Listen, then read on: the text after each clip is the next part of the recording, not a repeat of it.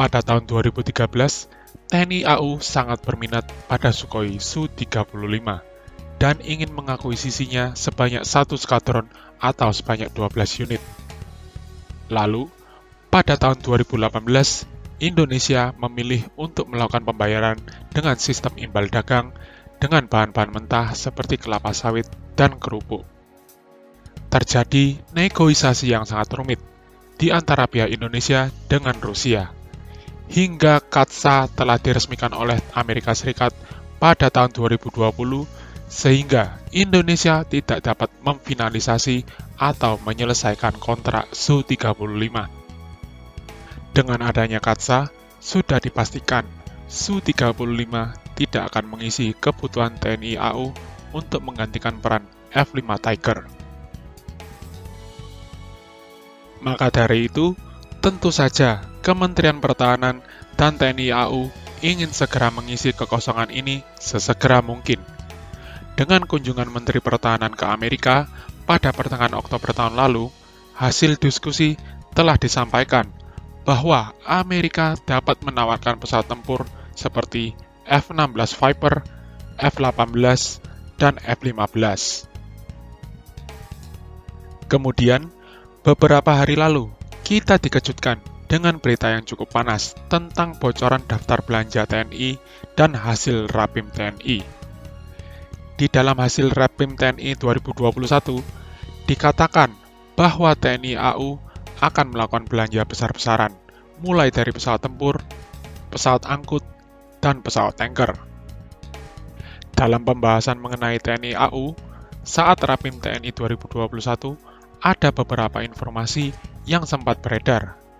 Kita sudah mendapatkan list bahwa TNI AU akan mengakuisisi beberapa pesawat, yaitu pesawat tempur Rafale 36 unit dan F-15EX 15 unit, yang nantinya akan mengisi skadron 14 dan pembentukan skadron baru.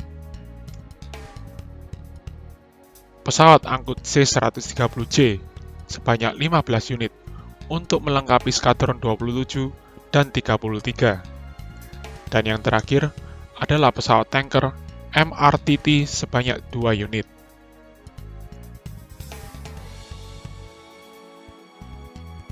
Selain membahas soal pengadaan, pada saat Rapim TNI dikatakan bahwa Menteri Pertahanan Prabowo Subianto sedang mencari anggaran untuk mengganti pesawat Hawk dan berharap banyak supaya 6 unit F-15EX bisa datang ke tanah air sebelum 2022.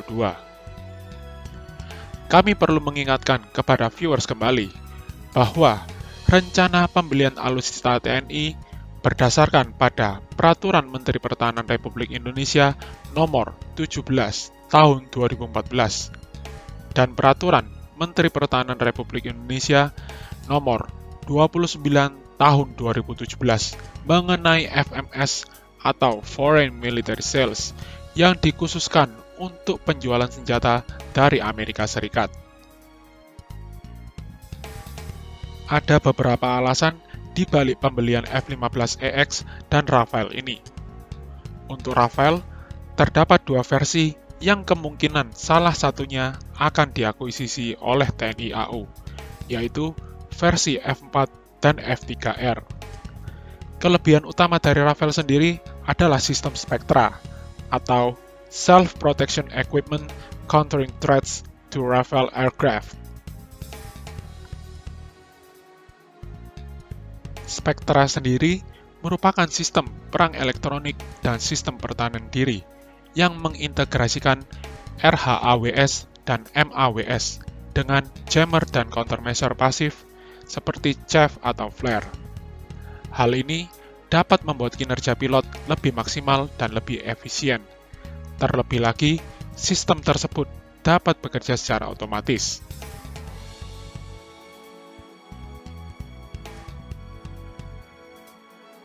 Lalu, untuk F-15EX yang akan dimiliki TNI AU, kemungkinan besar memiliki spesifikasi yang sama dengan milik USAF dengan menggunakan radar APG-82 AESA atau menggunakan spesifikasi yang hampir sama dengan F-15QA milik Angkatan Udara Qatar yang masih menggunakan EPG-63V3 AESA radar.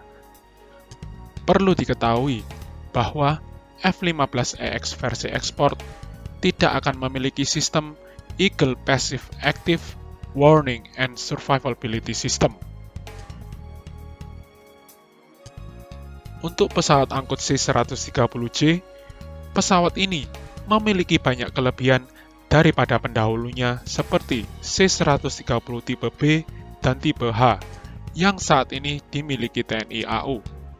Tentu saja, dari kapasitas angkut yang lebih besar, avionik yang lebih canggih, mesin yang lebih bertenaga dari Rolls-Royce yang dikombinasikan dengan propeller berbahan komposit.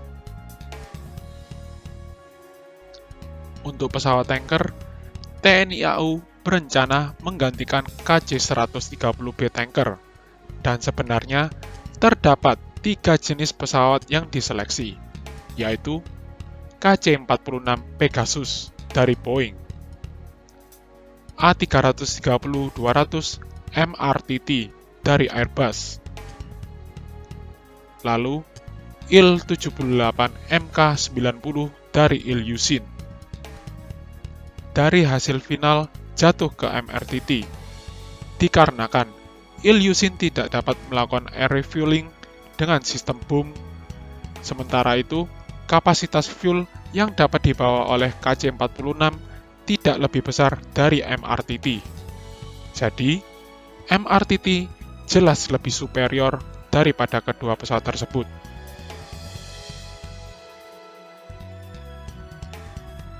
Program perencanaan belanja TNI AU memang sangatlah fantastis.